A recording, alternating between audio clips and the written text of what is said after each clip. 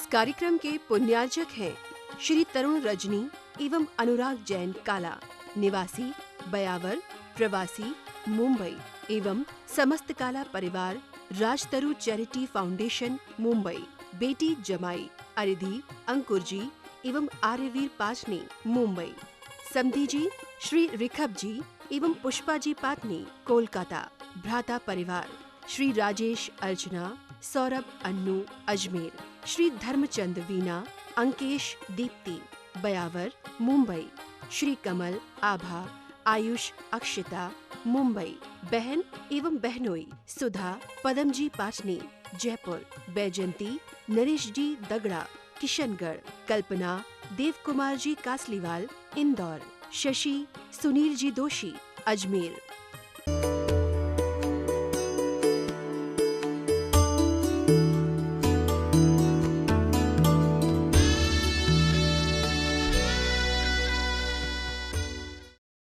नमो आयरियाणो नमो वज्झायाणो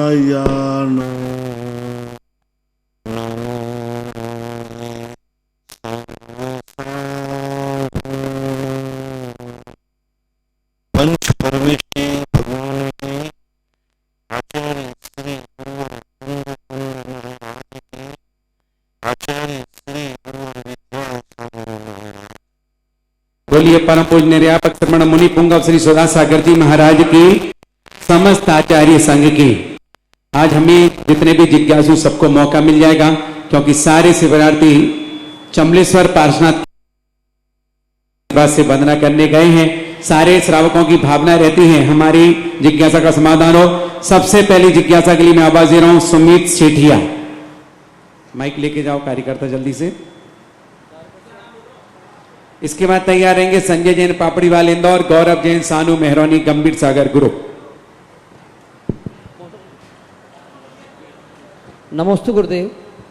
गुरुदेव मेरी शंका यह है कि जो दूसरे धर्म होते हैं उनमें महिलाओं को काफी सम्मान दिया गया है, यहाँ तक कि पूजा भी गया है, राधे श्याम सीताराम इत्यादि नाम से वो लोग पुकारते हैं, मगर जैन धर्म में संसार में बेल नारी तज गए जोगेश्वरा, नारी के बारे में ऐसा क्यों कहा गया है?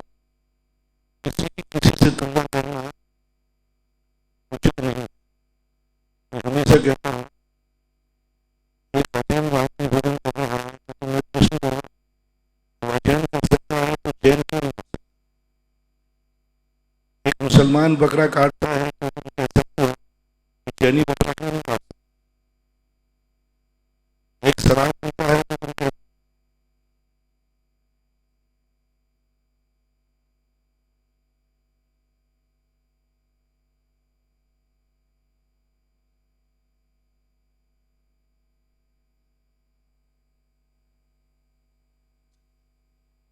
ये ऐसे प्रश्न हैं, इन प्रश्नों के लिए स्वयं ही उत्तर समझना चाहिए। जब अलग ही धर्म है तो परंपरा एक कैसे हो सकती? यदि सबके आचार विचार एक हो जाए तो फिर धर्म अलग अलग कहाँ है?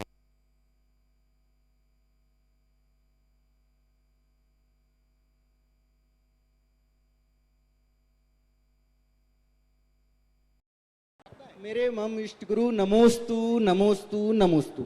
महाराज श्री ये शंका काफी सालों पुरानी है। मैं आपके सामने शंका इस हिसाब से रखूंगा कि जो जिज्ञासु हैं उनको समझ आए, आपको समझ आए, और कोड वर्ड में रख रहे हैं। महाराज श्री जब हम किसी अधिक ज्ञानी व्यक्ति को कुगुरु कुदेव कुशास्त्रों को छोड़ने को बोलते हैं तो हमको तर्क देते हैं, हम तो आज पूजना छोड़ दें, ये बता दो इनके माता पिता कौन है। महाराज जी आप समझ गए, मैं 9 रौद्रों में से एक की बात कर रहा हूँ। महाराज जी ऐसे लोगों को बताएं कि 9 रौद्रों की उत्पत्ति कैसे होती है। 9 रौद्र 63 सलाका पुरुषों में जो 9 रौद्र नौ आते हैं। रत्न रौद्र महाराज जी 9 रौद्र। हाँ तो रुद्र रुद्र रुद्र रुद्र हाँ 9 रुद्र। तो 9 रुद्र की उत्पत्ति कैसे होती है? अभी समय प्रसंग नहीं है, उपयुक्त नहीं यहाँ कहना लाइव में। वो अल्लाह के प्यारे होते हैं, भगवान को मानते हैं, तो तुम्हारे यहाँ इतना क्यों कि चींटी को मारना भी महान पाप है? ऐसा क्यों? थोड़ा बहुत तो कभी कभी त्योहार व्यवहार पे तो कर सकता था। विचार अलग अलग। नारी को जिन्होंने सम्मान दिया उनके विचार अलग हैं। जैन दर्शन ने एक ऐसी पवित्र लाइन है, वो संसार में बिस्बेल नारी तज गए जोगी। नारी तो बिस्बेल कही, माता को तो नहीं कहा ना, बहन को तो नहीं कहा ना, पुत्री को तो नहीं कहा ना। तो बस यही कहा जा रहा है, दुनिया की नारियों को माता पुत्री बहन के रूप में देखो, वो बिस्बेल नहीं है। नारी बिस्बेल है, माता बिस्बेल नहीं है। जब कोई स्त्री को नारी के रूप में देखोगे तो वह विष का काम करेगी, तुम्हारे अंदर वासना पैदा करेगी, पाप पैदा करेगी, विचार पैदा करेगी। और माँ के रूप में देखोगे तो नारी और माँ किसी भी साथ में ये कहा हो, माँ बिस्बेल है, पुत्री बिस्बेल है, बहन बिस्बेल है, आरिका माता बिस्बेल है, नहीं कहा ना। सासू बिस्बेल है, बुआ जी बिस्बेल है, और कौन कौन है मुझे याद नहीं आती जरा। वे तो कोई बिस्बेल नहीं है ना। नारी बिस्बेल है, नारी वासना का केंद्र है। तो वहां ये कहा गया, स्त्री को तुम देखो कैसी बात कही है। वहीं पर जब कहा नारी बिस्बेल है, और वहीं पर कहा उसी पूजा में माता बहन सुता पहचानो। अब क्या अंतर है? माता बहन सुता पहचानो उसी ब्रह्मचर्य पूजा में है, और उधर कह रहा है नारी बिस्बेल नारी। तो समझना चाहिए ये उस बात को कहा जा रहा है जिस नारी की भाव से, नारी भाव हमारे लिए राग द्वेष पैदा कराती है। माता के भाव में कोई नारी सामने आ जाए कोई बाधा नहीं, नारी के रूप में सामने नहीं आना चाहिए।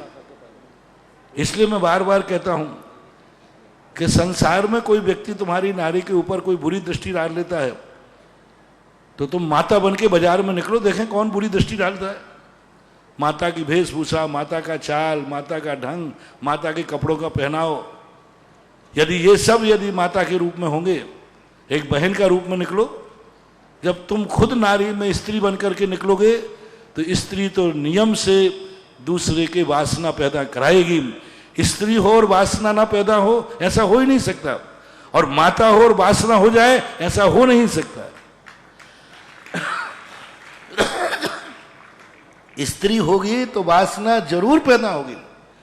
और बाजार में आजकल की जो नारियां हैं माता बहन के निकलती हैं स्त्री बन के, बोलो भाई, सब नारी बन के निकलती, माता बन के निकलती कि स्त्री बन के? इनकी पोष पूछा देखो क्या बन के बढ़िया एकदम, क्या है अब वो मेरे से ज्यादा महल कहलवाओ। स्त्री बन करके निकलती है, इसलिए बलात्कार होते हैं, इसलिए रैप होते हैं, इसलिए लोगों के परिणाम बिगड़ते हैं, लोगों के परिणाम बिगड़ते हैं, क्योंकि वो स्त्री बन के घर से निकली है। वो पहले ही घर से अपना श्रृंगार करके निकली, एक माता बन के निकले। मेरा दावा है, कोई एक आध अफवाह छोड़ देना, स्त्री बन करके जब भी कोई बाजार में निकलेगा नारी बन करके, नियम से लोगों के परिणाम निकलेंगे, अच्छे अच्छे लोगों के परिणाम बिगड़ जाएंगे। क्योंकि स्त्री का नेचर है दूसरे के परिणाम बिगाड़ना। और वही नारी माता बन के निकले, बिटिया बन के निकले, बहन बन के निकले, तो आज तक किसी का माँ के ऊपर परिणाम नहीं बिगड़ा, बहन के ऊपर परिणाम नहीं बिगड़े, अपनी बिटिया के ऊपर परिणाम नहीं बिगड़े। प्राय देखा जाता है। इसलिए वो पंक्तियों में नारी की निंदा है, माता बहन और पुत्री की निंदा नहीं है। आगे तैयार रहेंगे पारस जैन सिंग्रामपुर। नमस्ते महाराज जी, मैं संजय जैन पापड़ीवाल। महाराज जी, मैं जहां आधे घंटे भूखे नहीं रह पाता था, तपोदय तीर्थ क्षेत्र पर आपके आशीर्वाद से और इस क्षेत्र का जो प्रभाव रहा, आज मेरे 10 उपवास सानंद संपन्न होने जा रहे हैं महाराज जी, नमोस्तु। उसके लिए और मैं ये मेरा निवेदन है, आज हर बड़ा आदमी अपनी लाइन बड़ी करने के लिए दूसरे की लाइन छोटी कर रहा, हर बड़ी मछली छोटी मछली को निगल रही। और दूसरा ये कि आदमी साधर्मी वात्सल्य भूलता जा रहा है और अपने घर में भाई को जो भूखा बैठा है उसकी तरफ ध्यान नहीं, जबकि दुनिया की तरफ उसका पूरा ध्यान है। मतलब महाराज जी, मेरा इस पहली बात है कि ये सदा की नीति रही कि वो बड़ा क्यों बना और तुम छोटे क्यों बने। बड़ी मछली छोटी को निगल रही है, ये सदा से बलवान बलहीन को सदा खाता आया है, क्योंकि उसका पुण्य है। और बलहीन क्यों बना? क्योंकि वो पुण्यहीन है। रही बात उसके यदि धार्मिक परिणाम जाग जाते हैं तो बलवान होकर के भी बलहीन को भी गले लगा लेता है, लगाना ही चाहिए। लेकिन सभी धर्मात्मा तो नहीं हो सकते ना, इसलिए ये एक प्रकार का संसार का स्वभाव सदा सदा से चला आया है कि जो बलवान होता है वह बलहीन को हमेशा शोषण करता है। और रही बात भाई की, तो भाई को यदि कोई व्यक्ति नहीं देता है, भाई भूखा बैठा है, तो भाई के भी गुण देखना चाहिए। वो इतना क्या उसने दुर्गुण किया, ऐसे क्या किया कि भाई भी उसके लिए देखना नहीं चाह रहा। मैंने बहुत सारे भाइयों को देखा, जब पूरा डिसेक्शन करते हैं तो उन भाइयों की ऐसी दशा दिखती है कि वो दया का पात्र ही नहीं हो पाता। तो ये सामान्य रूप से अपन ऐसी बातों को नीति कह दें तो सामान्य बातों को हम व्यक्तिगत रूप से लागू नहीं कर सकते, क्योंकि कई बार ऐसे होते हैं, भाई जुआड़ी है, भाई नशेड़ा है, भाई भंगेड़ा है, भाई पापों में खर्च करता है और सब कुछ बेच दिया उसने। मेरे पास ऐसे भाई आए जिन्होंने शराब में, जुआ में सारी संपत्ति घटा बैठी और उनके बाल बच्चों के पास कुछ भी खाने को नहीं बचा। और एक भाई के पास करोड़ों रुपया है, करोड़ों लाखों दान दे रहा है। प्रश्न आया कि महाराज करोड़ों दान देना ठीक है कि भाई जो कर्जे में मर रहा है खाने को नहीं उसको देना ठीक है? मैंने कहा भाई भाई को देना चाहिए, दान रोक देना चाहिए, दान भली ने तो भाई को दो। मैंने भी प्रवचन दे दिया, मैंने भी कह दिया नहीं पहले भाई को देना चाहिए। तब उस भाई ने आके बताया महाराज भाई को देना चाहिए, हमने दे चुका हूं 10 बार, सब जितना दिया वो सब शराब में, जुआ में, पाप में, सब में खर्च कर देता है। बाप ने बराबर हिस्सा दिया था, इसने सब मिटा दिया। बोलो महाराज अब देना चाहिए कि नहीं? मैंने कहा बिल्कुल नहीं देना चाहिए, 1 रुपया नहीं देना चाहिए। तो हमें यह भी देखना पड़ता है कि वो भाई, जब 2 भाई बराबर थे, दोनों को बराबर हिस्सा मिला, दोनों को बराबर बंटवारा हुआ, तो आज ये गरीब क्यों हो गया? कोई बीमारी में हो गया, कोई अच्छे कार्य कर रहा था उसमें हो गया, या जुआ में हुआ कि बुरी लत में हुआ, ये देखना पड़ता है। यदि बुरी लत से भाई बीमार हुआ है, भूखा बैठा है, तो भूखा मरे तो मर जाने देना चाहिए, लेकिन ऐसे भाई की सहायता नहीं करना, जो सहायता करो वो उतना ज्यादा पाप और करे। इससे अच्छा है कि गरीबों को दान दे देना, मंदिर बना देना, धर्म कार्यों में दे देना, लेकिन ऐसे पापी भाई को दान नहीं दे, दया नहीं करना चाहिए, जिसको देने के बाद उसकी पाप में प्रवृत्ति और बढ़े। आगे तैयार रहेंगे आशीष जैन मेहरौनी। नमोस्तु गुरुवर। मेरी जिज्ञासा है महाराज श्री कि हमारे यहाँ नगर में मेहरौनी में सामूहिक अभिषेक शांति धारा होती है, उसमें 2 पांडुसला लगी रहती हैं, जिसमें लोग बाग अभिषेक वो शांति धारा करते हैं। तो जो पहले श्री जी रहते हैं पहले उस पर शांति धारा करते हैं, और लास्ट में जो शांति धारा का अंत चलता है तो उस शांति धारा को छोड़कर आगे वाली शांति धारा पे चले जाते हैं। यानी तो धारा तोड़नी चाहिए नहीं तोड़नी चाहिए? अच्छा है कि नहीं तोड़ना चाहिए, फिर ठीक है, अब जैसी व्यवस्था है इस समझ नहीं टूटना चाहिए तो अच्छा है। आगे तैयार रहेंगे नवनीत जैन सागर। नमोस्तु महाराज जी। मेरा प्रश्न यह है महाराज जी कि भरत चक्रवर्ती ने कैलाश पर्वत पर 72 जिनालय बनाए थे, आज भी हैं। शोधकर्ताओं ने बताया कि वो आज हैं, लेकिन वहां जा क्यों नहीं सकते? या कोई प्रकृति का वातावरण है, बर्फीले स्थान है, ऑक्सीजन नहीं है, प्रकृति बदलती रहती है। आज हैं ऐसा हम नहीं कह सकते, क्योंकि असंख्यात वर्ष हो चुके। कोई भी पुद्गल की स्थिति को इतने कृत्रिम वस्तुओं का असंख्यात वर्षों तक उसकी स्थिति रह सकती है, ऐसा हम कैसे कह सकते? महाराज जी असंख्यात वर्ष हैं, क्योंकि वो बनाए गए थे। अब इसलिए इस प्रकार की स्थिति के लिए है। अब एक कथानक जरूर आता है कि सगर चक्रवर्ती ने जब खाई खोदी थी तो ये कहा, हमें अभी हालांकि आगम में शास्त्रों में देखने को नहीं मिला कि वदंती है कि पंचम काल के लोग इसे लूट ले जाएंगे, इसलिए कैलाश पर्वत के चारों तरफ एक खाई खोद दो जिससे वो यहाँ तक नहीं आ पाए। यानी सगर चक्रवर्ती के समय निर्णय हो चुका था कि पंचम काल के जीव इन मंदिरों तक ना आ जाएं, नहीं तो ये मंदिर तोड़ तोड़ करके ले जाएंगे। यानी व्यवस्था, पंचम काल के जीव वहाँ ना पहुँच पाए, ये अजितनाथ भगवान के समय ही निर्णय हो गया था। इसलिए वो ऐसी व्यवस्था बना के गए कि आप लोग वहाँ पहुँच ही नहीं सकते। आगे तैयार रहेंगे विनीत जैन मंगावली। नमोस्तु महाराज श्री। जब वेदी पर मार्जन करते हैं उसमें रीठा का रीठा नींबू का आदि उपयोग करते हैं तो उपयोग करना उचित है कि नहीं? मार्जन मंजन करने में रीठा नींबू का उपयोग करते हैं। कर सकते, कोई बात नहीं। आगे तैयार मुकेश जैन बंडा, नमोस्तु महाराज श्री। और इसके बाद तैयार रहेंगे जम्बू जी गोदा। नमोस्तु महाराज श्री। महाराज श्री, मेरा जिज्ञासा है कि जब अपन प्राणायाम करते हैं तो रीठ पे से जो अपन वायु लाते हैं वो कैसे लाते हैं? अब वो आपको अभी नहीं बनेगा, बहुत कठिन है। अभी आप नाभि तक ले जाएं और नाभि से ही वापस ले लें। ये बहुत बड़ी साधना, बरसों बरसों की साधना के बाद साधक अपनी वायु को लेता है और इतनी मंद कर लेता है, इतनी मंद कर लेता है कि यहीं रीढ़ की हड्डी से नहीं, रीढ़ की हड्डी के लेता नाक से है और छोड़ता यहाँ ब्रह्मरंध्र से। ब्रह्मरंध्र से भी श्वास छोड़ी जा सकती है। तो ये बहुत बड़ी साधना की बात है। अभी तो मात्र एक चिंतन का विषय दिया, ऐसा भी होता है। नमोस्तु महाराज। आगे तैयार रहेंगे नमन जैन ललितपुर। महाराज श्री नमोस्तु नमोस्तु नमोस्तु। महाराज श्री, जब अपन कभी किसी रिश्तेदार या किसी सहयोग करते हैं, उस सहयोग को अपन उनको दे तो दिया, कुछ दिन बाद वो अपन पर हावी हो जाते हैं। तो महाराज श्री, वो जब वो हावी अपन पर होते हैं जैसे, तो उनके लिए अपना मन खराब होता है, उस मन को शांत करने के लिए कौन सा ऐसा? कोई कभी वो हावी हुए, कभी तुम हावी, वो तो हावी का चलता रहेगा। जो व्यक्ति, मैंने पहले ही कहा था, जो कार्य को भूल जाता है एक दिन वो मूल स्थान को प्राप्त हो जाता है।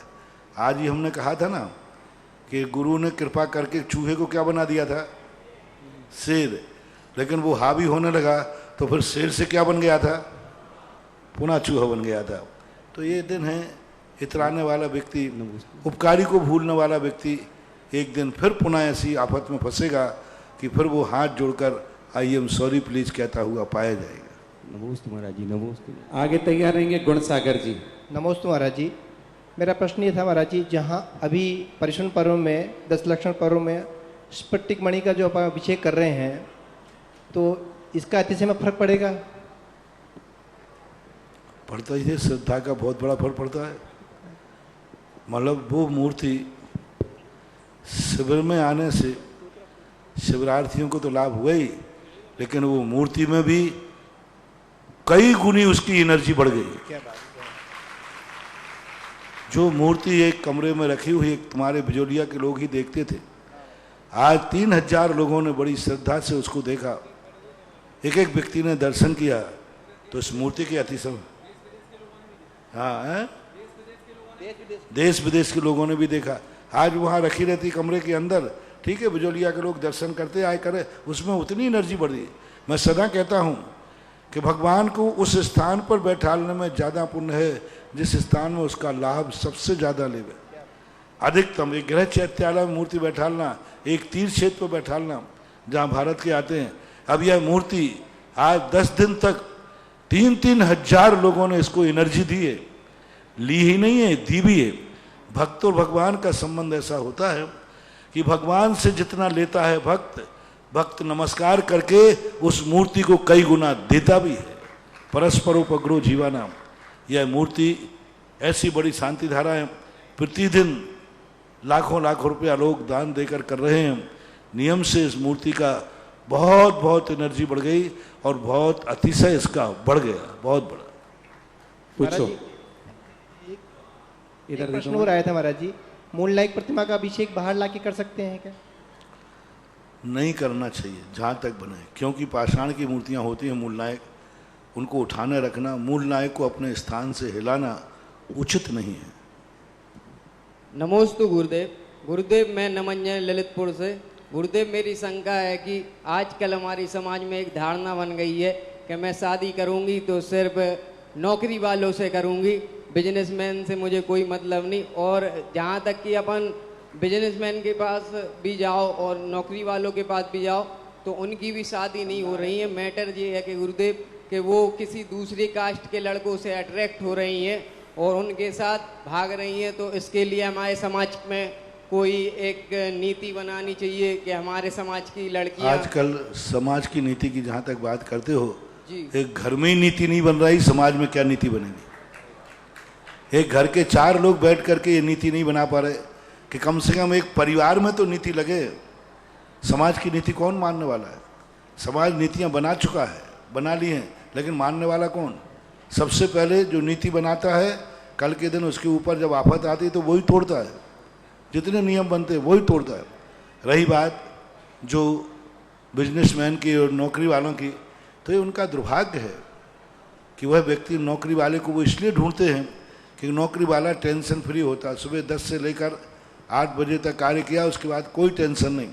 लेकिन ये उनकी एक बहुत बड़ी भूल है। उनको जब इस बात का एहसास होता है जब वे बच्चों को वसीयत नहीं छोड़ पाते। मैंने बड़े बड़े नौकरी, आईजी, कलेक्टर, कमिश्नर लोगों को रोते पाया है। उनके बच्चे लोग जब होते हैं वे कोसते हैं कि मेरा बाप मुझे क्या छोड़ गया। क्योंकि कोई कलेक्टर अपने बेटे को कलेक्टर तो बना नहीं पाएगा, कोई कमिश्नर तो बना नहीं पाएगा, उतनी योग्यता उसकी नहीं है। अंत में ऐसी हालत होती है, जितने बड़े बड़े ऑफिसर होते हैं 80% ऑफिसरों के बच्चे अपने माँ बाप को कोसते हैं, क्योंकि बच्चों को स्वयं तो मस्ती में रहे लेकिन बच्चों को भी कुछ नहीं देगा, गद्दी दे देंगे। नौकरी पेशा करने वाले बच्चों को जो कुछ भी जिंदगी बनाना है अपने द्वारा बनाना है, तो फिर वे बच्चे जब बड़े हो जाते हैं तो वे माँ बाप, नौकरी पेशा करने वाले माँ बापों को बच्चे बुढ़ापे में कभी सेवा नहीं करते। बोले क्या दिया है मेरे माँ बाप ने मुझे? क्या दिया? जन्म ही दिया है। क्या सौंपी मुझे वसीयत? मुझे क्या दे के गए? 80% माँ बाप, नौकरी पेशा वाले जो माँ बाप होते हैं, उनके बच्चे उनको धुतकार देते हैं और वे अकेले पड़े रह जाते हैं। क्योंकि बेटा वो कहते हैं क्या दिया तुम्हारे बाप ने? कुछ नहीं दे के जाते। और एक बिजनेसमैन जो गद्दी वाला होता है, वो अपने आप को मरते ही वो एक गद्दी सौंप के जाता है, एहसान करता है, लो मैंने ये गद्दी बनाई थी, व्यापार। हमारे शास्त्रों में आया, बाप बनने का उसी को अधिकार है जो अपने बेटे को गद्दी दे के जाता है। राज गद्दी हो, चाहे व्यापार की गद्दी हो, चाहे बैठक की गद्दी हो, गद्दी दे के जाना चाहिए। अब ऑफिसर जो बन गया वो अपनी कुर्सी तो दे के जाएगा नहीं, उसके हाथ में नहीं। कलेक्टर अपनी गद्दी कलेक्टर दे सकता है, लेकिन व्यापारी अपने बेटे को व्यापार की गद्दी दे सकता है। एक राजा अपने बेटे को राजा की गद्दी देता है। राजा को कहा गया कि राजा अपना राज्य इतना अच्छा बना के देवे और वह गद्दी राजा को दे के जावे। जो मुकुट उसके पास है वह मुकुट बेटे को दे के जाना, ये आर्यों की परंपरा रही है। लेकिन नौकरी पेशा वाला जो होदा उसके पास है वो होदा अपने बेटे को दे पाएगा, ऐसा कोई नियम नहीं है। तो प्रारंभ में तो अच्छा लगेगा जब बच्चे बद्दुआ देंगे, और जब बच्चे बुढ़ापे में उसके लिए कोई सेवा नहीं करेंगे, बुढ़ापे में बेटा पानी देने वाला भी नहीं रहेगा, उस समय उनको याद आएगा मैंने बेटे को क्या छोड़ा। बहुत बड़े ऑफिसर मेरे पास आते हैं, महाराज जी मैंने तो अच्छा लग रहा था नौकरी, आज मैं बेटों को कुछ भी नहीं छोड़ के जा रहे। महाराज जो पुअर फंड मिलता है, जो वो बाद में एक फंड मिलता है ना, वो फंड उन्हीं की जिंदगी में काम आ पाता है। मैं बेटे को कुछ नहीं छोड़ पा रहा हूँ, कुछ नहीं दे पा रहा हूँ मुकाम बेटे को। जो कुछ भी बेटे को करना है अपना हुनर करना है। और सही पिता बचपन से ही बेटे को उस गद्दी का हुनर सिखाता है, और कोई कुछ सीखने की जरूरत नहीं रहती है, बाप खुद अपने आप में बेटे को सिखा देता है। जो अपने बेटों को नौकर की बनाना चाहता है वो नौकरी करने वाले पति को स्वीकार करे, और जो अपने बेटों को सेठ बनाना चाहता है वो कन्या अपने पति को बिजनेसमैन पे समझ करे। जिसको ये हो कि मैं नौकर बनूं, मेरा पति नौकर। अरे नौकर पति को पति बनाना ये दुर्भाग्य है। पति बनाओ तो भाई चाहे भली वो एक सब्जी की दुकान का सेठ है, लेकिन सेठ, भले एक छोटी सी परचूनी की दुकान का सेठ है, लेकिन वो सेठ है।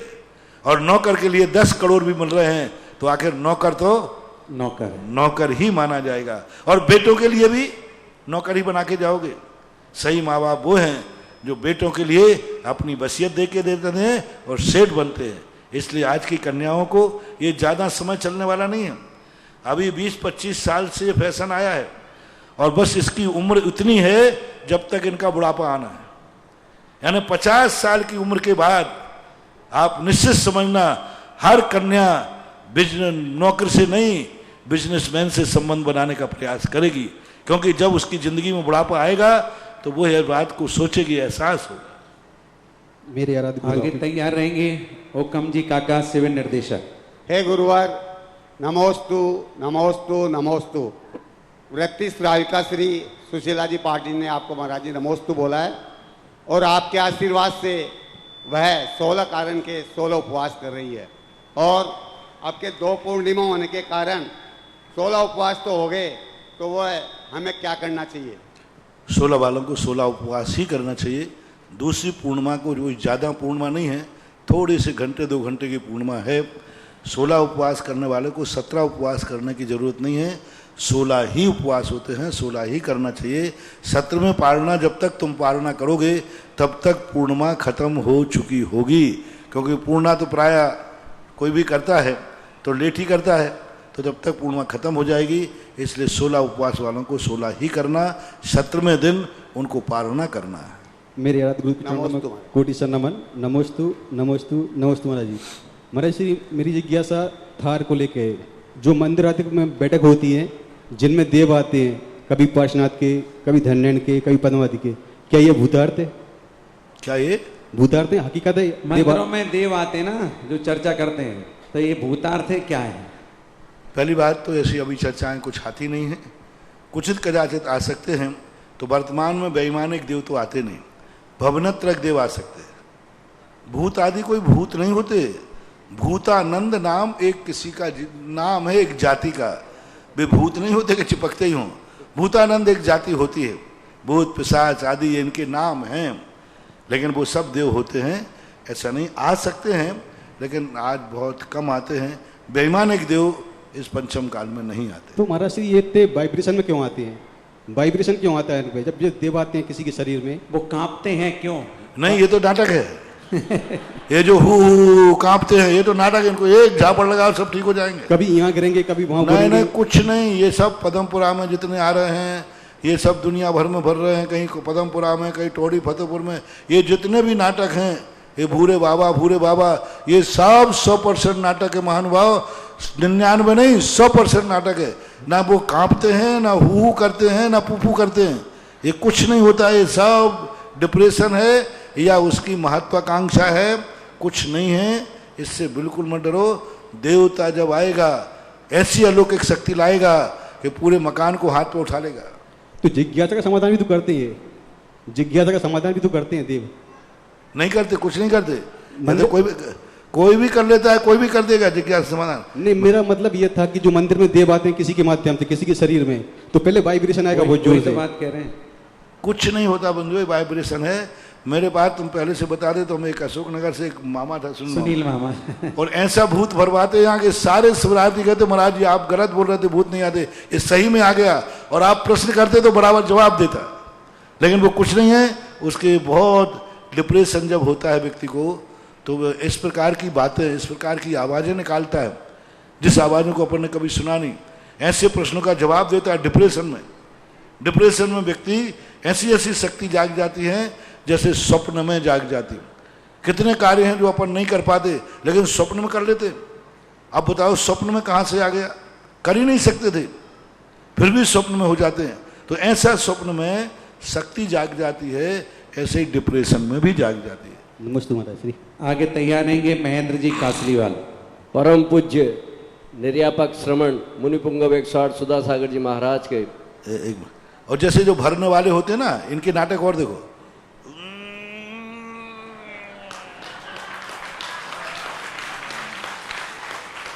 बंधुओं ऐसे कभी देव नहीं आता, पक्का मान के चलना। देव आता है सहज में ध्यान बैठे रहेंगे, वो सामने आ जाएगा। झाड़ मान लो लगने वाले को आ जाए, वो जो उतारने वाला है उसको तो कभी ऐसे देव आते ही नहीं, आगम में ही नहीं है। मान लो लगने वाला कहे कि हमारे शरीर में आ गया परेशान करने, लेकिन जिसने आह्वान किया है, बुलाया है, उसके शरीर में कभी देव नहीं आएंगे। वो यूं यूं जो घुमाने वाली परंपरा है, ये सेंदूर फेंकना हो फट फलाने, ये कभी नहीं आता। ये तो असंभव ही बात है। यदि देव आएगा तो उनके सामने शांत बैठे हैं, वो हाथ जोड़ के बैठे जाएगा, आज्ञा दीजिए क्या कार्य। हमारे वीरसेन स्वामी महाराज ने लिखा, मुनिराज के सामने 1200 देव आए, हाथ जोड़ के खड़े हो गए। रावण के सामने देवता आते थे, हाथ जोड़े। अब रावण को जब देवता आते थे वो यूं नहीं करता था, अब देवता आ गया। ये सब पाखंड है। जो भरने के लिए यूं यूं करें, समझ लेना कि ये फैंसी ड्रेस कर रहा है, नाटक है। परम पूज्य निर्यापक श्रमण मुनिपुंगव 108 सुधा सागर जी महाराज के पवित्र पावन चरणों में कोटिश नमन। पूज्य महाराज श्री, मेरी जिज्ञासा है कि आजकल हमारे जैसे अधिकांश युवा मोबाइल को टॉयलेट में, बाथरूम में भी यूज करते हैं और उसी मोबाइल को लेकर हम लोग, ज़्यादातर लोग अभिषेक में आ जाते हैं, आहार में आ जाते हैं। तो महाराज श्री, अभिषेक में उस मोबाइल को लेकर आना क्या उचित है? लाना तो नहीं चाहिए कायदा से, वैसे ही नहीं लाना चाहिए, क्योंकि वाइब्रेट होता है, उसके ज़्यादा उसकी रेजें आती हैं।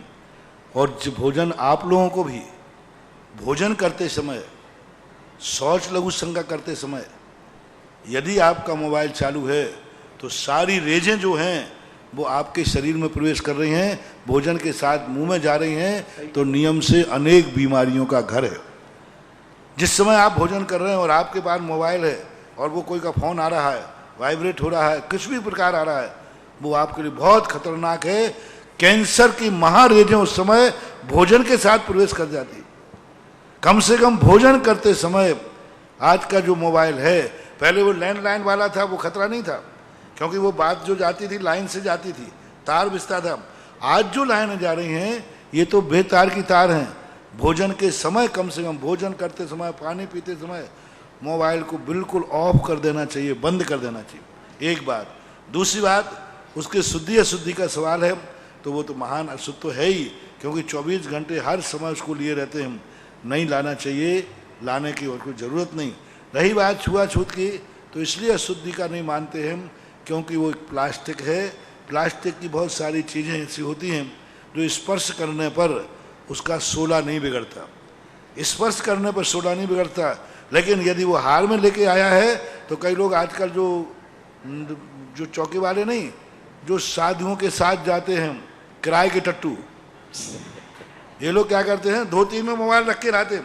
आजकल एक यहाँ खोसने की परंपरा चल गई, साइड में खोज करके, और एक डिब्बे में डाले रहते हैं। ये परंपराएं सब गलत हैं। लेकिन उनसे पूछो क्यों, बोले महाराज जी कहाँ रखूं, चोरी चला जाएगा। तो ये सब चीज़ें वस्तुतः बहुत दोष हैं, स्वास्थ्य के लिए भी दोष हैं और गलत भी है। नमस्ते। आगे तैयार रहेंगे अमोल जैन, टड़ैया, अशोक नगर। मेरे इष्ट देव गुरुवर, मैं चेन्नई से महेंद्र कासलीवाल बोल रहा हूँ। गुरुवर, मेरी जिज्ञासा है कि क्षेत्र की ऊर्जा गुरुओं से होती है कि बिंब से, या भक्तों से, या वास्तु से? क्या क्षेत्र की ऊर्जा? क्षेत्र की ऊर्जा, शरीर में जो ताकत आती है वो दूध से आती है, रोटी से आती है, पानी से आती है, दाल से आती है, सब्जी से आती है। किससे आती है बोलो ना? हाँ, दो भाई किससे आती है? सभी चीजों से आती है। बस, यहाँ भी सब चीजों से आती है, एक ही कारण नहीं है। भक्तों से भी आती है, मूर्ति का पाषाण भी एनर्जी युक्त होता है, खबर याद में दातार के कारण से आती है, फिर सूर्य मंत्र किस मुनि ने दिया उससे आती है, फिर भगवान के लोग, वहाँ के लोग कितने उसको भक्ति करते उससे आती है। तो ऊर्जा आने के अनेक तरीके हैं, एक ही स्रोत नहीं। जैसे अपने शरीर में एनर्जी जो आती है किसी एक ही कारण से नहीं आती, अनेक कारणों से एक कार्य का संपादन होता है, ऐसा मानना चाहिए। आगे तैयार रहेंगे विजय कुमार धुर्रा। नमोस्तु स्वामी, नमोस्तु स्वामी, नमोस्तु स्वामी, सब जीवों की तरफ से नमोस्तु स्वामी। हे स्वामी, जब तीर्थंकरों को समूह शरण लगता है तो उनकी विशाल समूह लगता है, लेकिन सामान्य मुनि को जब केवल ज्ञान होता है उनका छोटा सा समूह गंधकुटी लगती है। तो उसमें क्या गंधर्व देव खुद भी आते हैं कि गंधर्व लोग उनकी वाणी को सुन के उनका विस्तार करते हैं? क्या जो केवली बने वो ही अपनी वाणी ओम के रूप में ना कर? समझ गया मैं, मतलब तीर्थंकरों का एक विशेष पुण्य होता है, वो एक अधिकृत होते हैं। एक व्यक्ति सरकारी नौकरी करके स्कूल में पढ़ा रहा है, और एक नौकर तो नहीं है लेकिन प्राइवेट में पढ़ा रहा है, घर में कोचिंग, दोनों एक ही विषय पढ़ा रहे हैं। लेकिन एक नियुक्त किया गया है कि सरकारी कर्म टीचर्स है, और एक व्यक्ति टीचर्स नहीं है लेकिन घर में कोचिंग पढ़ा सकता है कि नहीं? पढ़ा सकता है, और वैसा वही है। तो बस इसी प्रकार से है कि तीर्थंकर तो नियुक्त की गए, उनको तो उपदेश देना है, ड्यूटी है ड्यूटी। सामान्य केवली आदि अपनी योग्यता के अनुसार उपदेश देते हैं। जो मास्टर को सुविधाएं दी जाती हैं वो कोचिंग वाले को नहीं मिलती। सामान्य केवलियों का वो पुण्य नहीं है जो पुण्य तीर्थंकर का होता है। तो सामान्य केवली एक सामान्य गंधकुटी के माध्यम से उपदेश देते हैं। बस प्रश्न ये है कि उनकी वाणी स्वताकृति है या कौन झेलता है। तो इसके संबंध में आगम में कोई उल्लेख नहीं मिला कि सामान्य केवलियों की वाणी किस रूप में। उपदेश तो होते हैं, राम ने लाखों वर्षों तक उपदेश दिया, भरत बाहुबली ने लाखों वर्षों तक उपदेश दिया, तो उपदेश तो दिया है, लेकिन उनके उपदेश की व्यवस्था क्या होती है, किस ढंग की व्यवस्था होती है, इसका उपदेश का अभाव है। मां तीर्थंकरों की व्यवस्था मिलती है, सामान्य केवलियों की नहीं मिलती। आगे तैयारेंगे श्रीमती वैशाली पाटनी, श्रीमती अलका मोदी। परम पूज्य गुरुदेव के चरणों में मेरे पूरे परिवार की ओर से, अशूनर समाज की ओर से बारंबार नमोस्तु। परम पूज्य गुरुदेव, आपने अभी 2-3 दिन पहले प्रवचन में कहा था कि साता असता में बदल जाती है। बहुत धर्म करने वाले, मंदिर जाने वाले, पूजन पाठ करने वाले हुए भी असाता से घिर जाते हैं, और उनने जो पुण्य किया है वो पाप रूप परिणत हो जाता है, और पुण्य का उन्हें फल भी प्राप्त नहीं हो पाता। ऐसे में जब हम देखते हैं कि अनेक जैन परिवार मंदिर में पूजन पाठ कर रहे हैं, दर्शन कर रहे हैं, अपनी शक्ति अनुसार दान पुण्य और जो उनसे बन सकता है वो करते करते भी विपदा में पड़ जाते हैं, तो ऐसे लोगों को विपदा से कैसे निकलें? वो जैन धर्म और जैन दर्शन के अनुसार। मैंने पहले कह दिया था, इस प्रश्न का जवाब दिया था कि जेल में जाने के बाद हर व्यक्ति धर्मात्मा हो जाता है।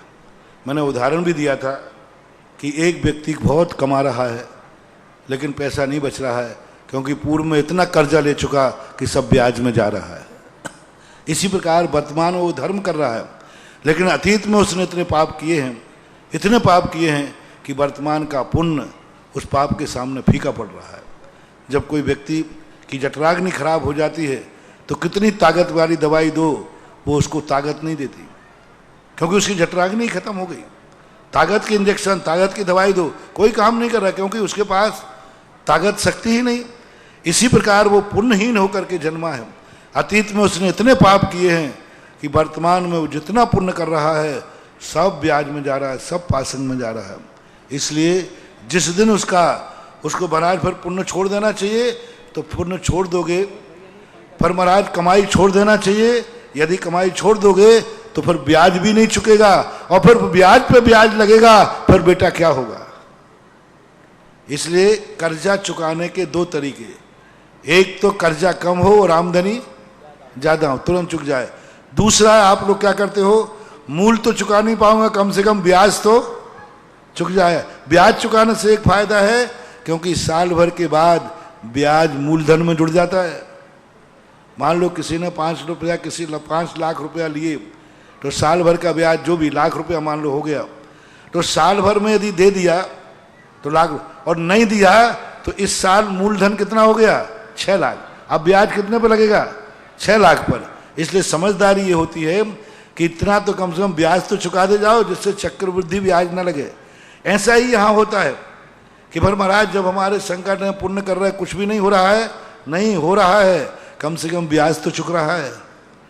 अतीत में किया था तो अब भोग रहे हो, और अब यदि धर्म छोड़ दोगे तो फिर पुराना पाप और नया पाप दोनों जुड़ जाएंगे तो करेला और नीम चढ़े वाली बात हो जाएगी। इसलिए भले हमारे संकट दूर हो रहे हो, नहीं हो रहे हो, लेकिन पुण्य करते रहना चाहिए जिससे कम से कम वह डबल पाप नहीं हो पाता। पुराना पाप तो एक दिन खत्म होगा ही होगा।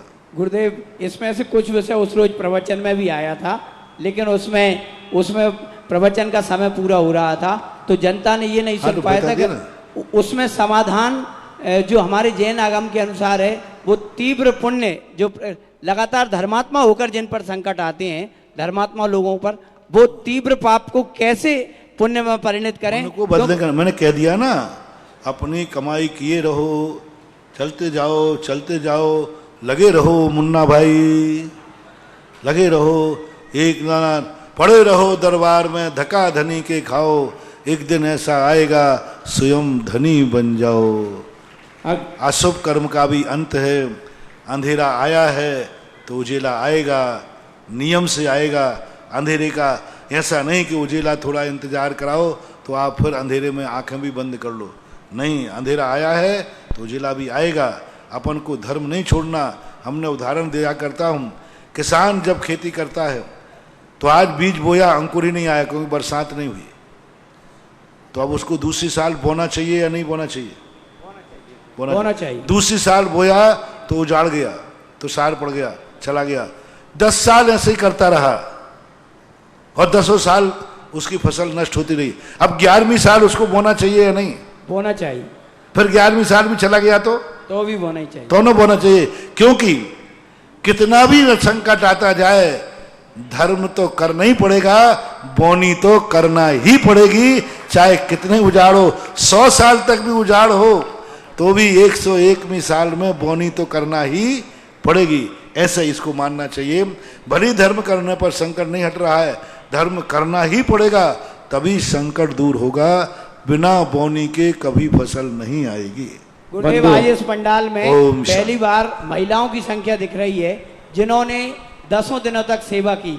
उन्हें पता नहीं था कि उन्हें क्या पुण्य मिला। एक माता, मैं निकल के आ रहा था पंडाल से तो एक बहन जी ने प्रश्न किया था, मोदी बहन जी थी, तो उन्हें क्या रिप्लाई था? क्या करना चाहते?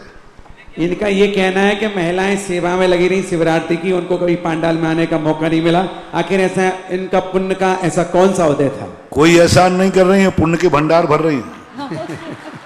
कोई एहसान नहीं कर रहे हैं। चौके में जो कोई महिलाएं रोटी बनाए, महाराज जी ये महिलाएं बहुत मेहनत करती चौके में, बहुत मेहनत करती है, तो मैंने कहा मैं क्या करूं, आभार मान लूं इनका कि बहुत बहुत मैं आभार हूं।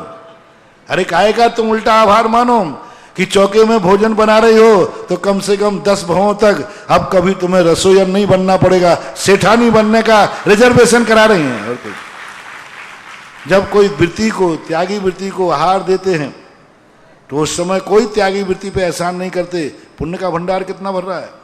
मैंने कितने बार कहा, जो रानी होकर के भी मुनराजों को अपने हाथ से आहार बनाती, नौकरों से नहीं बनवाती है, वो जन्म जन्म तक भी कभी भी वो रसोईयन नहीं बनती है, रसोई में नहीं जाना पड़ता है उसे भी अपने आप, क्योंकि ये वृत्ति के लिए बहुत बड़ा पुण्य कमा रहे हैं लोग। क्योंकि 10 दिन तक सारे शिवरार्थी जो पुण्य कर रहे हैं उस पुण्य का 6ठा भाग उनके पास जाता है जिनकी रोटी पेट में होती है। मुनिराज का भी यही है।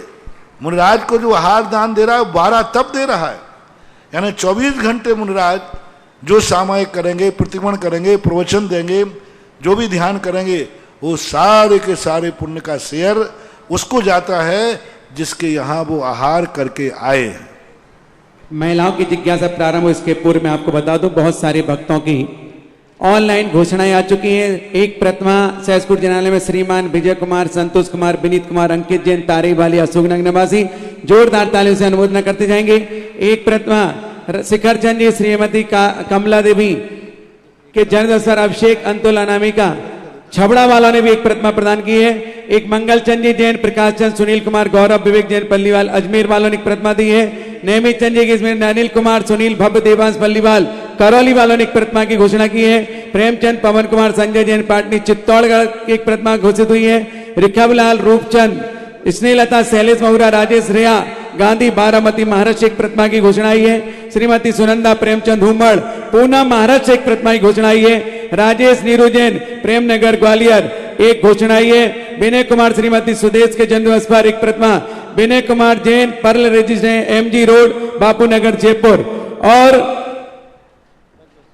इस प्रकार से और किसी को भी घोषणाएं भेजनी हो ऑनलाइन आप यहां पर प्रेषित कर सकते हैं। साथ ही कल आने वाली चतुर्दशी को अगर कोई व्यक्ति अपनी ओर से ऑनलाइन शांति धारा कराना चाहता है अपनी घोषणाएं कर सकते हैं। सहसपुर जिनालय में छोटी प्रतिमा विराजमान करनी है तो 1 कलश की राशि है। इससे बड़ी 4.25 फुट की प्रतिमा विराजमान करनी है, 5 कलश की राशि है। और नंदीसर में जाएं तो 52 जिनालयों में अगर एक जिनालय पूरा शिखर वेदी बनाना चाहते हैं तो मात्र 25 कलश की है। कल यहाँ पर एक कॉलेज का शिलान्यास होगा जिसमें महिला सुरक्षा कवच बनने के लिए तैयार होगा। वहां का भूमि पूजन शिलान्यास की क्रिया भी इन श्रावक संस्कार के शिविरार्थियों के द्वारा होनी है। अगर किसी को वहां पर जाकर के भी एक कमरा की घोषणा करती हो 5,11,000 में आपके परिवार के नाम से एक कमरा वहां पर निर्मित होगा, जिसमें बहुत सारी कन्याएं संस्कारवान बन करके आपके घर की पुत्र वधु बन सकती हैं। आपके घर से बहुत अच्छी सासू भी बन सकती है, क्योंकि जो पुत्र वधु बनेगी वो आज नहीं कल सासू बनेगी। तो इस प्रकार से जिस रूप में भी आप देना चाहें अपनी घोषणाओं को ऑनलाइन यहाँ पर प्रेषित कर सकते हैं। अगली जिज्ञासा महिलाओं की तैयार है। और यदि पूरी एक मंजिल बनाना चाहते हैं कि मैं अपनी ओर से एक मंजिल पूरी बनाना चाहता हूं, तो मात्र 100 कलश के माध्यम से अपनी एक मंजिल सुरक्षित करा सकते हैं। क्योंकि जीवन में एक भी बालक या बालिका कॉलेज में पढ़ते हैं तो मान के चलिए हमारे जीवन में, हमारे घर में, हमारे परिवार में संस्कारवान बहू आए बिना रहने वाली नहीं है।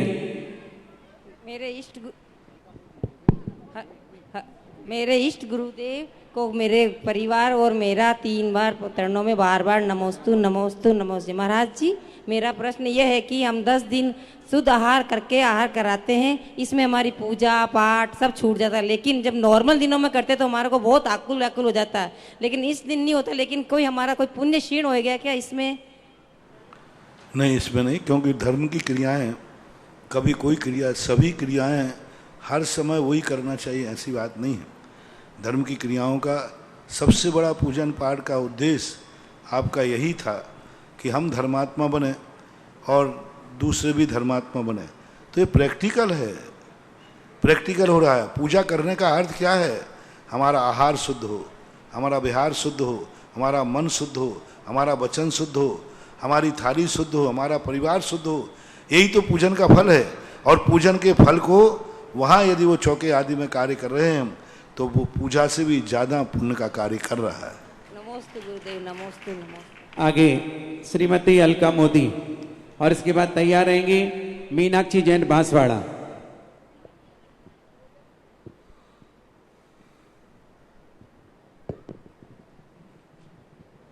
नमोस्तु गुरुदेव, नमोस्तु गुरुदेव। हम मानते हैं कि हमें इस जन्म में कोई दुख देता है तो वो हमारे पूर्व कर्म के पाप कर्म का उदय, लेकिन क्या वो हमें इस जन्म में तकलीफ देता है तो उसे अगले जन्म में उसे पाप नहीं लगेगा, उसको उसका फल नहीं मिलेगा? मिलेगा, क्यों नहीं मिलेगा, इसी जन्म में मिल जाता है। आज जो दुख हो रहा, जिसे दिया जा रहा है और जो देने वाला है वो अपना निमंत्रण रख रहा है। अब वो आगे चाहे भली उसने पूर्व भाव में बदला ले रहा हो, लेकिन यदि वो औदैहिक भाव में है तो नियम से उसका फल दूसरे भाव में तो छोड़ो, मैंने तो इसी भाव में देखा हुआ है जो दूसरे को दुख देता है। एक संस्मरण मैंने शायद कभी सुनाया था। नारेली के अंदर एक बार था, मैं शौच के लिए जा रहा था। एक मजदूर ने एक पत्थर उठाया, एक कुत्ते को मारा, कुत्ते की आंख में लगा, आंख फूट गई, खून बह गया। मैंने कहा भैया इसने तुम्हारा क्या बिगाड़ा था, क्यों मार दिया इसको? बोले यूं महाराज। मैंने क्या बात? बोले यूं। उसने यूं कहा। मैंने कहा देख कल के दिन तेरी भी फूटे तो बोले महाराज ऐसा हमारी क्यों फूटेगी, हम थोड़ी कुत्ता हैं। आई गई बात चली गई। ठीक 8वें दिन वही शौच का समय, मेरा वहाँ से निकलना, लौट के आ रहा था, निकलना, और वही मजदूर गैंती से फड़ुआ से जमीन खोद रहा था और एक गैंती पर फड़ुआ गैंती पर एक पत्थर के ऊपर छोटे पत्थर पड़ा। वो पत्थर गैंती होती ना, वो गैंती एक छोटे से पत्थर पड़ी, पत्थर उठा, वही बाई आंख पे जाके लगा और सीधा पूरा गठना बाहर आ गया, आंख निकल आया और वो महाराज जी मेरी आंख फूट गई। मैंने कहा तो वही है। मैंने कहा भाई 8 दिन पहले ठीक इसी दिन इसी समय तुमने कुत्ते की आंख फोड़कर आनंद मनाया था ना। मैंने कहा ये फल आ गया, कुत्ता गैंती बन के आ गया। तो ऐसी बात नहीं है, यथार्थ घटना मेरी आंखों से देखी घटना है। तो इसी भाव में जो दुख देता है एक दिन उसको दुखी होना ही पड़ेगा, इसको कोई नहीं रोक सकता। इसके बाद तैयार श्रीमती अलका अष्टगी।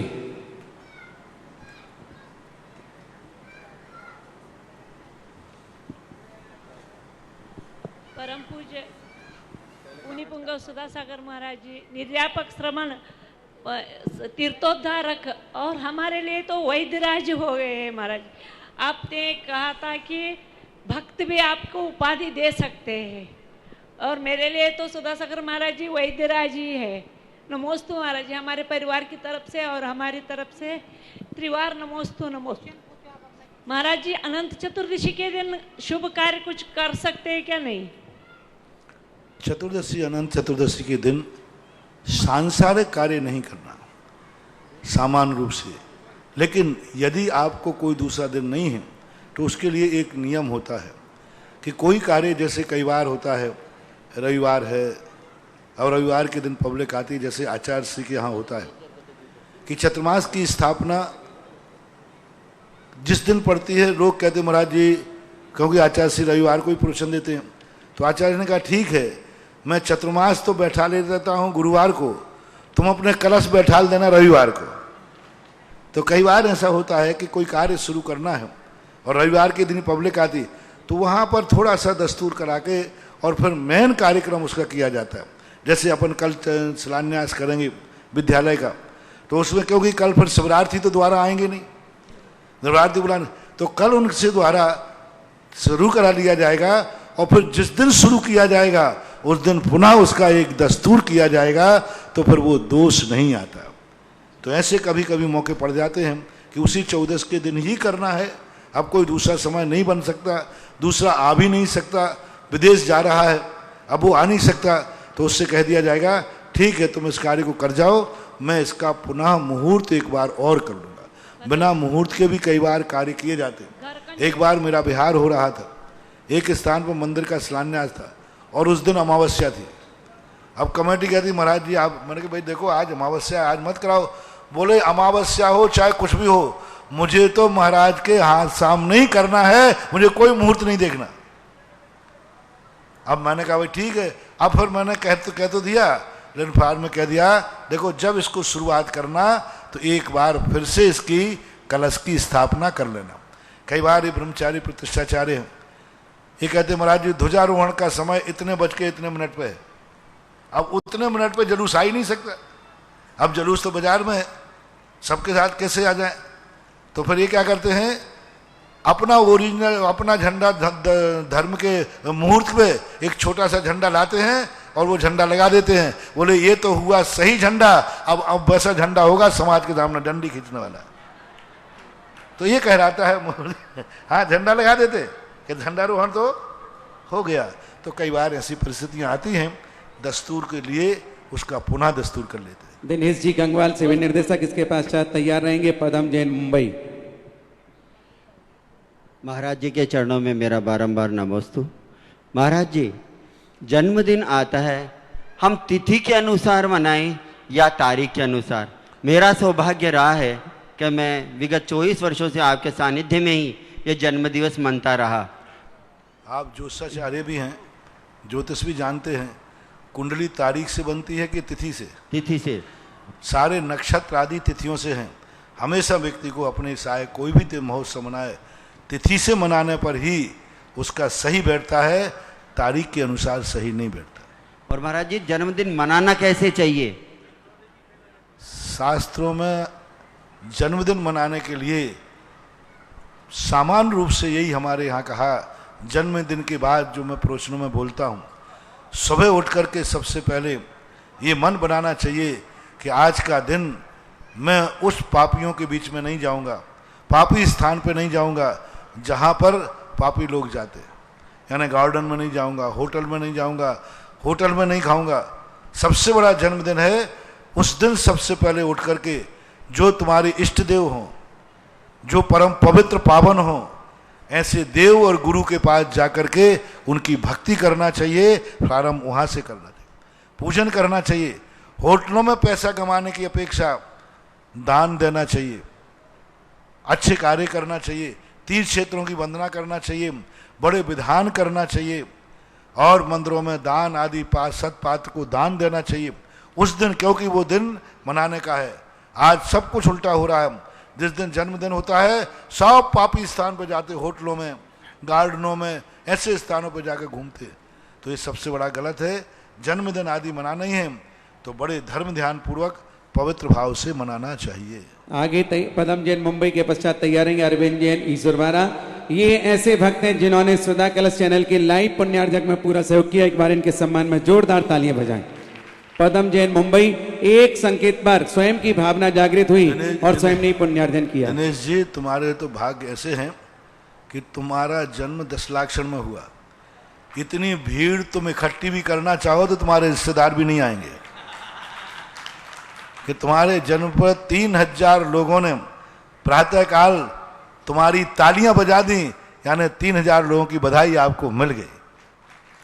और तुमने भी हर साल जन्मदिन पर शांति धारा करने का भाव आता है। पुण्य है कि पहला बात तो पर्व में जन्म हुआ, दूसरा वर्षों हो गए तुम्हें एक गुरु के सानिध्य में जन्मदिन बताने का प्रयास मिलता है। और शिवरात्रियों के मध्य में जहाँ इतनी ऊर्जामान होती है वहाँ जाकर के जन्मदिन मनाया जाता है। ये भी एक बहुत बड़ा पुण्य है। चलिए आगे। नमस्ते महाराज जी, मेरा प्रश्न बिजोलिया समिति कितना यदि 2 दिन लेट यदि तुम्हारा जन्म होता तो फिर ठन गोपाल। नमस्ते महाराज जी, बिजोलिया समिति कितना मेहनत कर रही है, उसके लिए हम शिवार्थी कृतज्ञता व्यक्त कैसे करें?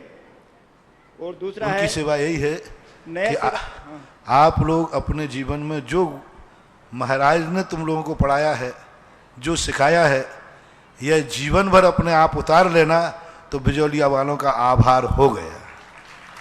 क्योंकि वो इसलिए ही तुम्हारी सेवा कर रहे हैं कि हमारे समाज के लोग आकर गुरु के सानिध्य में आकर अपने जीवन को, अपने मन वचन काय को पावन करें, पवित्र करें, सद आचार विचार को प्राप्त करें। इसी लक्ष्य से वो आपकी सेवा कर रहे हैं। और जिस लक्ष्य से सेवा की जाती है, यदि सामने वाला उस लक्ष्य को पा जाता है तो सेवा करने वालों को भी सेवा का फल मिल जाता है। आगे तैयार रहेंगे राकेश जैन, सारथी गुना। नया शिवरार्थी को एडमिशन के लिए लोकल प्रतिष्ठित 2 व्यक्ति से रिकमेंडेशन हो तो महाराज जी फिर जो उद्दंड बच्चे आते हैं वो कम हो जाएंगे, मतलब आएंगे नहीं मेरे हिसाब से। तो लोकल है 2, वहां से 2 व्यक्ति से रिकमेंडेशन हो है। इनका कहना है जो शिवरार्थी आए लोकल समाज का अगर एक स्वीकृति पत्र हो तो उनको भर्ती किया जाए। रिकमेंडेशन। अब देखो, हम बिना तुम्हारे उसके विश्वास पर जब हम तुम्हारे चौके में हार करके आ जाते हैं तो हम भी तुम्हारे ऊपर विश्वास करके अपने चौके में तुम्हें भर्ती कर लेते हैं। अब ज़्यादा करने से कोई अच्छा नहीं, एक विश्वास की बात है, श्रद्धा की बात है। और दूसरा जो सुधा शिवरार्थी का जो एक वेबसाइट डेवलप होना चाहिए, उसके लिए महाराज जी थोड़ा फंड डेवलप करना चाहिए, चाहे 5 रुपया 10 रुपया लेवे सब शिवरार्थी से, ताकि वो एक पर्टिकुलर आदमी रखा जावे तो कि वो उसको साइट को डेवलप करे, चाहे सुधा चरण कलन से उसको। नहीं, देखो ये सब धंधा पानी अपन ज़्यादा नहीं कर सकते। हम संस्थान विषय धर्म ध्यान कर सकते हैं, संस्था विषय नहीं। हम तो वही शिविर करते हैं, अपना आया, खाया पिया, डंडा खत्म, अपना खत्म, पीछे कमंडल उठाओ चले जाए। ये संस्था करना, बैंक बैलेंस करना, फिर मुनीम रखना पड़ेगा, फिर हिसाब रखना पड़ेगा, ये दंड फंड साधु के सानू नहीं, ये गुरुकुल है। गुरुकुल बिना फंड का होता है। चलिए आगे जिज्ञासु। यहाँ फंड नहीं होता, फंडामेंटल होता है। नहीं महाराज जी। आगे तैयार रहेंगे मनोज गोदा सिविल संयोजक। जो फ्यूचर की पीढ़ियां आएंगी हमारी, जब उस समय वो देख सकें। अब आगे देखिए। हमारा मतलब, मेरा कहने का मतलब ये कि उनको हम दिखा सकें कि इस तरह के शिविर गुरु महाराज ने लगाए थे, वो एक तरह का इस तरह का डेवलप हो जाए। इतने लाइव चल रहा है, इतना सब चल रहा है, सब दुनिया देख रही है। जिनको सुधरना है वे हवाओं की गंध लेकर आ जाते हैं, और जिनको नहीं सुधरना है वे तीर्थंकर के कुल में जन्म लेकर के भी बिगड़ जाते हैं। गुरुदेव के चरणों में समस्त ईश्वरा जन समाज की ओर से सादर नमोस्तु नमोस्तु नमोस्तु। गुरुजी, मेरा प्रश्न है कि सामायिक में आया है कि अपने कर्म सिवा जीव को कोई अन्य न सुख दुख देता है। तो गुरुजी, अपन तो सामान्य रूप में किसी से लड़ाई हो जाती है तो उससे भी दुखी हो जाते हैं, और कोई अच्छा मिल जाता है तो उससे अपन को सुख मिल जाता है, या कोई भी, तो ऐसा उसमें क्यों है? यहाँ निमित्त कहलाता है, वो हमें दुखी नहीं कर रहा है, हम दुखी हो जाते हैं। अपने ही कर्मों के कारण हम दुखी हो जाते हैं। सामने वाले ने गाली दी है, दुख नहीं दिया है, हमने उसको दुख का रूप मान लिया। उसने एक शब्द ही तो दिया था, गाली दी थी, उसने दुख तो नहीं दिया था ना। लेकिन उस गाली को हमने अशुभ मान करके दुखी हो गए, तो उसने हमें दुखी नहीं किया है, हम खुद दुखी हुए हैं ये बात अलग है कि उसकी गाली निमित्त बनती है। इसे हमारे यहाँ निमित्त नैमित्तिक संबंध बोलते हैं। निमित्त कुछ करता नहीं है, निमित्त के बिना कुछ होता नहीं। जब भी दुखी होंगे हमारे अपने खुद के परिणामों से होंगे। सामने वाला दुख दे सकता है लेकिन मैं दुखी हूं ऐसा कोई नियम नहीं। सेलनी खा रही है सुकौशल महाराज को, दुख दे रही है, लेकिन सुकौशल महाराज दुखी हुए नहीं हुए। सियालनी खा रही है, उसे दुख देने के लिए खा रही है, उनको दुखी करूंगा, वे ध्यान में बैठ गए, दुख नहीं हुआ। तो इस अपेक्षा से वहां उपादान दृष्टि को जागृत करने के लिए ऐसी बात कही गई। बहुत सारी घोषणाएं और ऑनलाइन हमें प्राप्त हुई हैं।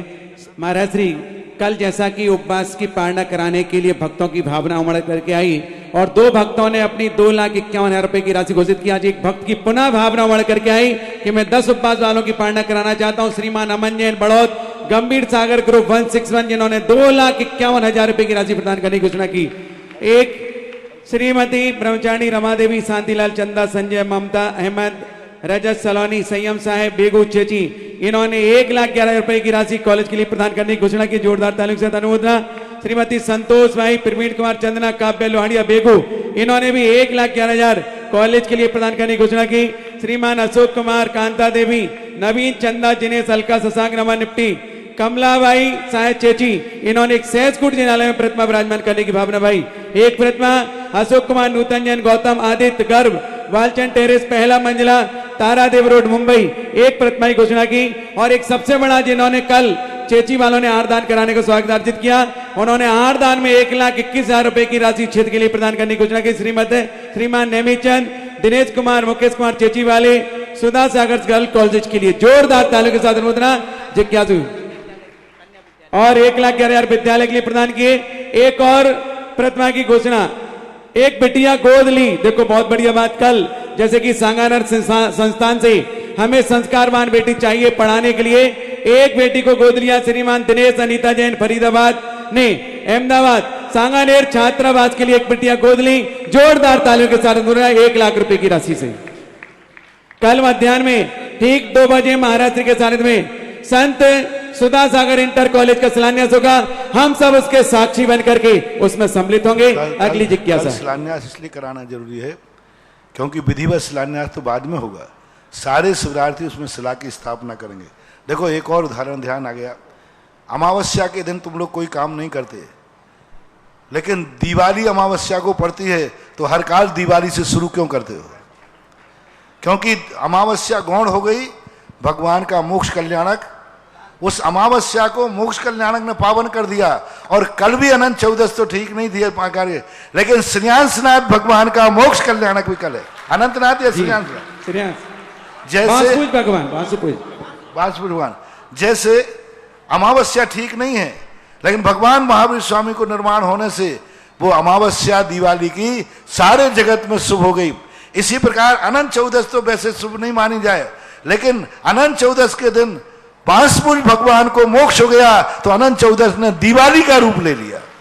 तो कल अपन अनंत चौदस के दिन शिलान्यास नहीं कर रहे हैं, बांसपुर भगवान के मोक्ष के दिन यानी कल दिवाली के दिन शिलान्यास कर रहे हैं। जो फल दिवाली का है वो महावीर स्वामी थे, ये बांसपुर स्वामी है। प्रथम बहाल आती पर प्रथम बहाल आती, वो भी बहाल आती, ये भी बहाल आती। तो कल बांसपुर भगवान का मोक्ष कल्याणक है। और जिस समय भगवान बांसपुर भगवान को मोक्ष हुआ था, ठीक वही प्रदोष काल यानी मध्याह्न काल में यह कार्य का शिवरार्थी शिला स्थापन करेंगे। पूछिए। मेरे आराध्य गुरुवर के चरणों में तिरुवार नमोस्तु नमोस्तु नमोस्तु। हे महाराज श्री, ये शांति धारा के लिए, अपने आत्म शांति के लिए स्वयं शांति धारा करवाई जानी चाहिए या नहीं महाराज जी? क्यों नहीं कराना चाहिए? करना ही चाहिए। सबसे पहले तो स्वयं ही, अस्माकम शब्द का अर्थ है हम सभी, उसमें स्वयं तो है ही। अस्माकम का अर्थ है मैं भी और हम सही सभी, ऐसे करने कोई बात। लास्ट जिज्ञासा के लिए तैयार रहेंगे प्रवीण जैन बेगू। मेरे आराध्य गुरुवर के चरणों में बारंबार नमोस्तु नमोस्तु नमोस्तु। महाराज जी, आपके पावन सानिध्य में 28वां श्रावक संस्कार शिविर बहुत ही कई मायनों में ऐतिहासिक रहा है, संख्या के मामले में और जो भी श्रावक संस्कार शिविर में शिविरार्थी बैठे हैं, उन्होंने बढ़ चढ़ के अपनी भक्ति दर्शाई है। पूजन, अभिषेक सभी में बढ़ चढ़ के अपना भाव प्रकट किया है।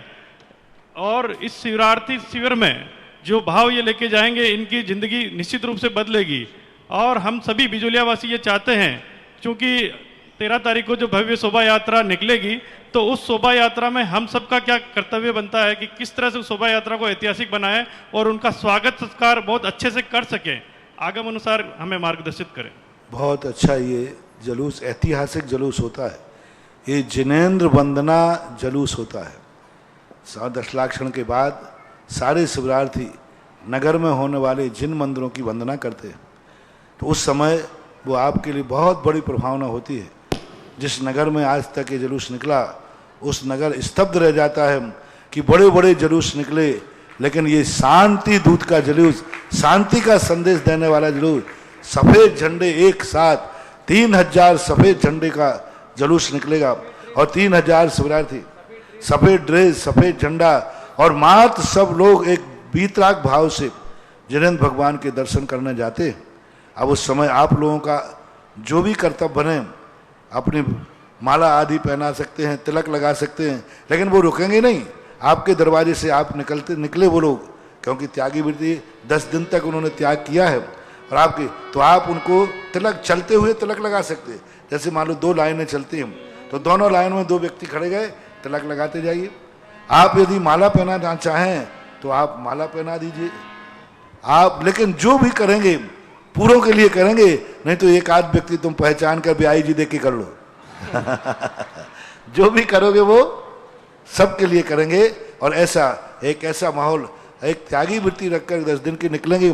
आप जितना अपने घर के सामने स्वयं सजावट कर सकें, स्वयं गेट लगा सकें, स्वयं चौक पूर सकें, स्वयं जो मांगलिक कर सकें वह करिए, क्योंकि ये 10 दिन तक इन्होंने, आप कल्पना कीजिए 200 लोगों ने 10 उपवास किए, कम से कम 10 से 12 लोगों के निर्जल उपवास हैं जिन्होंने एक बूंद पानी नहीं पिया।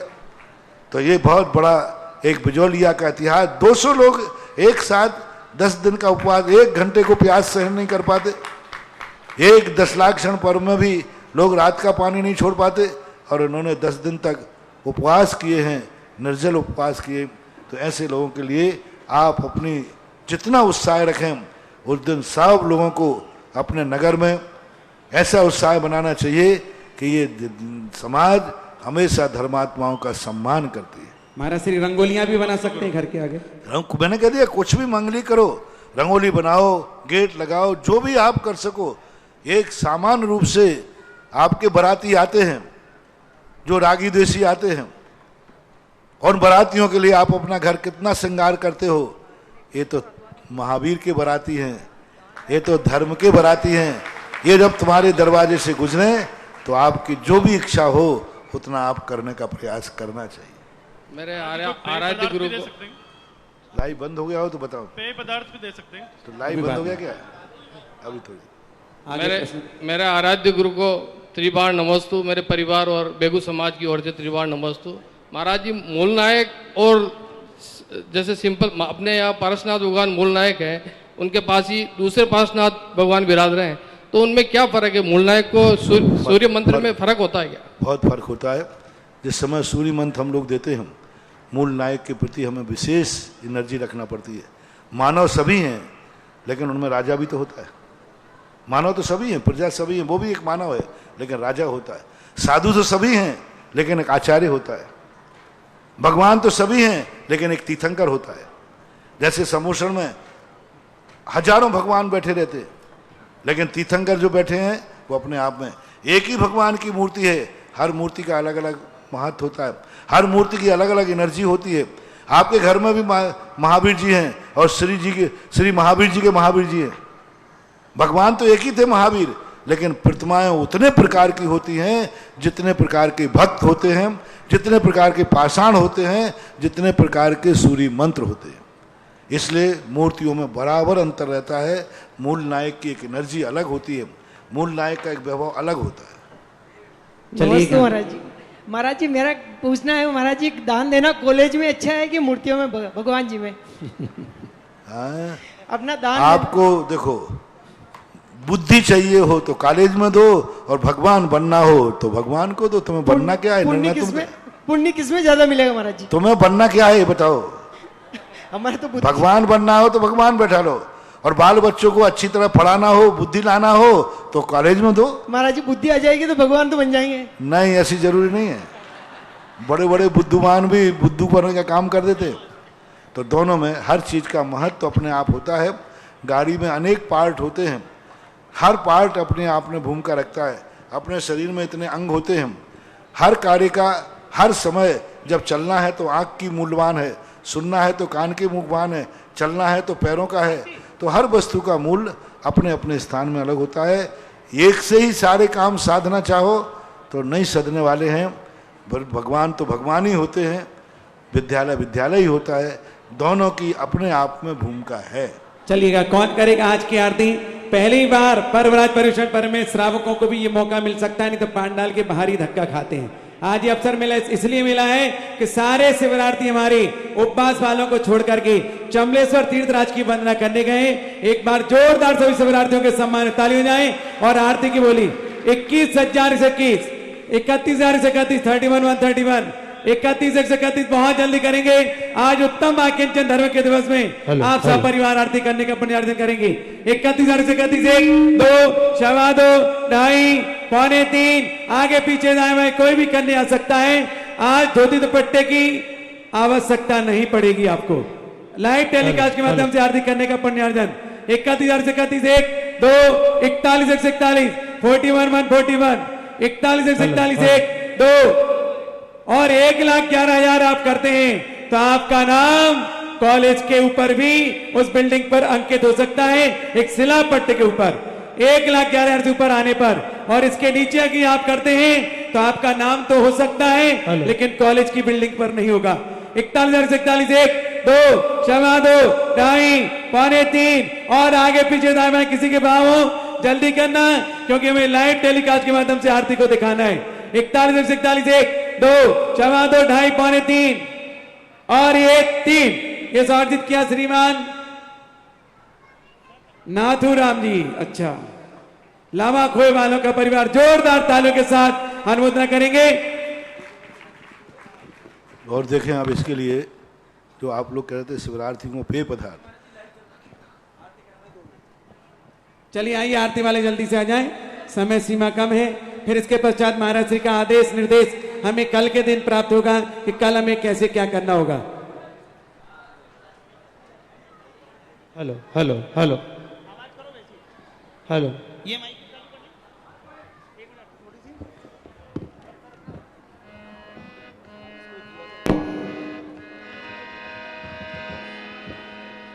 चलिए जल्दी से आ जाए, आरती करने समय करें। और आज जिनका जन्म हुआ था हमारे दिनेश जी गंगवाल, वो भी इस आरती में सहभागिता दर्ज करेंगे। पधारो।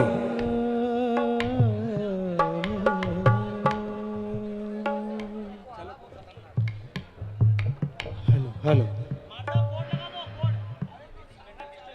हेलो हेलो हेलो हेलो, महिला वर्ग को उसी तरफ रख दो ना, महिला वर्ग को उस तरफ। एक मिनट भाई प्लीज स्टॉप। क्या है? हेलो पंकज, हम स्टाफ बोले तो कोई कारण से बोला है। शिविर पुण्यार्जक पटवारी परिवार में पहुंचे और गुरु की आरती करने का पुण्यार्जन करें। सुने, माइक ऑन रखो भाई। हमें बोल रहे थे कि सेठिया परिवार वो भी पधारे और आरती में सम्मिलित हो। हारमोनियम का स्वर दे दो तो हम उसको ठीक से ट्यून कर लें, इसलिए हमने बोला है। और एक बात और ध्यान रखेंगे, अभी शिवरार्थी और हमारे श्रावक गण जाएंगे नहीं। आरती के पश्चात महाराज जी के निर्देशन के बाद परम पूज्य छुल्लक श्री गंभीर सागर जी महाराज का मंगल प्रवचन सुनने का भी मौका मिलेगा।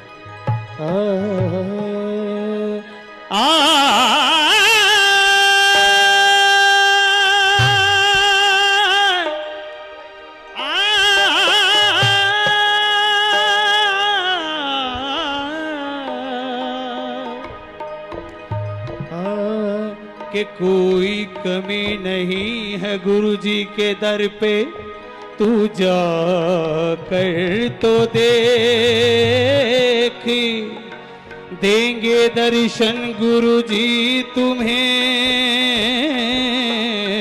तो सर झुका कर तो देख, अगर आजमाना है तो आजमा के देख, के पल में झोली भर देंगे तेरी, तू झोली फैला कर तो देख। बोल साचे दरबार की। ये धन दौलत और माया तुम्हें सोने नहीं देगी, तुम्हारे पाप की गठरी तुम्हें सोने नहीं देगी।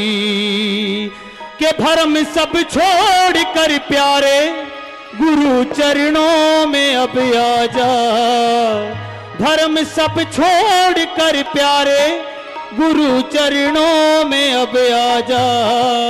सुधा सागर में बनकर तू आत्म ज्ञान को पा जा, सुधा सागर में बनकर तू आत्म ज्ञान को पा जा। कि मुझसे मत पूछिए कि गुरुवर क्या क्या देते हैं, अरे हाथ उठने भी ना पाए और दिला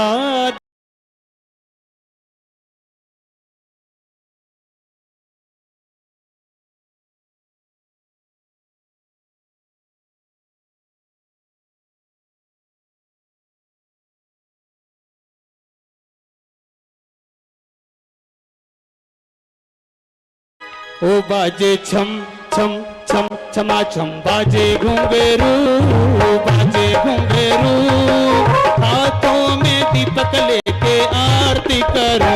बाजे छम छम छम छमा छम, बाजे घुंघरू बाजे घुंघरू, हाथों में दीपक लेके आरती करो। यह विधि मंगली आरती कीजे, यह विधि मंगल आरती की। कार्यक्रम के पुण्यार्जक थे श्री तरुण रजनी एवं अनुराग जैन काला, निवासी बयावर, प्रवासी मुंबई एवं समस्त काला परिवार, राजतरु चैरिटी फाउंडेशन मुंबई।